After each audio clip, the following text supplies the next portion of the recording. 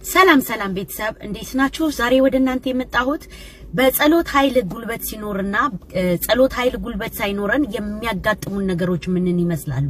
ለምሳሌ ያህል ጸሎት ጉልበት ሳይኖረን ጸሎት ሳይኖረንና ስንደክም የምንመለከታቸው ነገሮች ብዙ ቢዚ የሚያረጉን አይምሮአችንን አንቀው የሚይዙ ነገሮች እንዴት ልባችን ላይ ከባድ ሊሆን እንደሚችልና ሸክም ሊበዛበት እንደሚችል የጸሎት ጉልበት ሲኖረንና የእግዚአብሔርን የቃሉ ጉልበት ኃይል ስንታጠቅ የቃሉ ጉልበት ሲኖረን ጠላቶቻችንን እንዴት ልንመክት እንደምንችል የሚያሳይ ነገር ነው።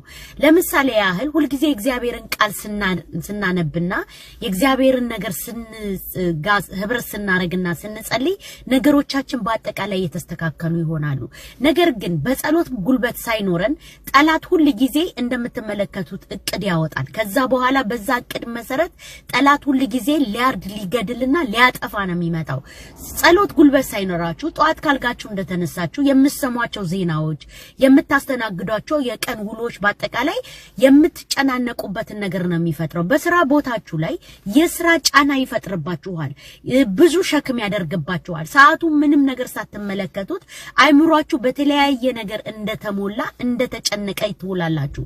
ያንንም ሳታሳኩ በአጠቃላይ ከቤት ወደ ቤታችሁ ብትመጡ ከቤተሰቦቻችሁ ጋር ብትገናኙ ጓደኛ ከዘመድ አዝማድ ጋር ብትገናኙ ሁሉ ጸሎት የሌለበት ነገር በመሃል አይምሯችሁ የተወጠረ የድካም መንፈስ ነው የሚኖረው። እግዚአብሔር ግን አብሮነቱ ከኛ ጋር ካለ ከሱ ጋር ከሆነን ጠላት በፍጹም እኛን አታክ ሊያደርግ አይችልም። በመንሰራበት ስራ ቦታ ላይ ጸሎት እንኳን ጸልየን ካረገን እግዚአብሔር በየነገሮቻችን መሃል ሰክሰስፉል ነው የሚያደርገን፣ በመልካም ሰዎች እንዲቀበሉን ያደርገናል። ያለ በለዚያ ግን ጠላት ሁሉ ጊዜ አይምሯችሁ ላይ ተቀምጦ ነገሮቻችሁን ሲያወዛግብ ነው የሚውለው። ያ ደግሞ በጸሎት ጉልበት ካልተሰበረ ሊሳካ አይችልም። እግዚአብሔር ጋር ስንሆን ብቻ ነው መንገዶቻችንን ልናስተካክልና ልናሳካ የምንችለው። እግዚአብሔር ፊት ራሳችንን ስናቀርብ ያለበለዚያ እንደምትመለከቱት ጠላት ሁሉ ጊዜ በዙሪያችን አንጃቦ እንዳስጨነቀ ነው ሊሆን የሚችለው። ስለዚህ በሉቃስ ወንጌል ምዕራፍ 10 ከቁጥር 27 ጀምራችሁ ስትመለከቱ ስለ ማርታና ስለ ማርያም ታሪክ ትመለከታላችሁ። ማርታ ጌታ ኢየሱስ ክርስቶስን ወደ ቤት ከጋበዘችው በኋላ በቤት ስራ ውስጥ በጣም ተጠምዳ ነበረ።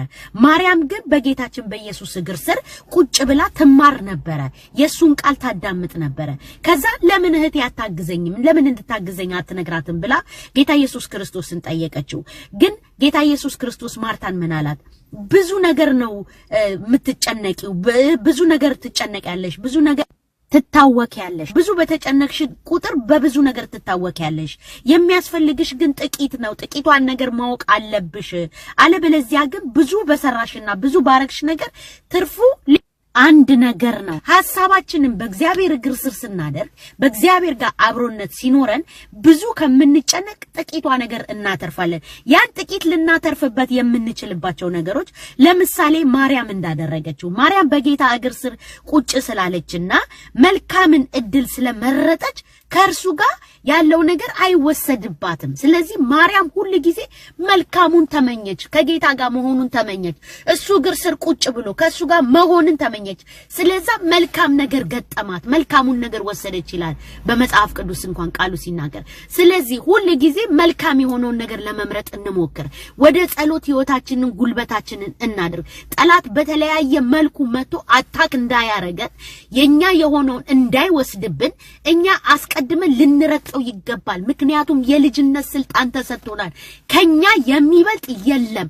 ምክንያቱም እኛንን ከጠላት የምንበልጠው ከዲያብሎስ የምንበልጠው እኛንን ስልጣን ያለን ለእግዚአብሔር የምንቀርብ የልጅነት ስልጣን የተሰጠን እኛንን። ጠላት የተረገመ ነው፣ ዲያብሎስ የተረገመ ነው። ሊያጠፋ ሊያርድ ሊገልህ ነው የሚመጣው። ከዛ ውጪ ምንም ሊያረግ አይመጣም። ስለዚህ ነቅተን ልንጠብቅ ይገባል። እንደ ፓርት 1 ወሰዱልኝ ይሄን ቪዲዮ፣ በፓርት 2 እንገናኛለን። ተባረኩ። ኤሚ ኢን ዘ ታይም ነኝ።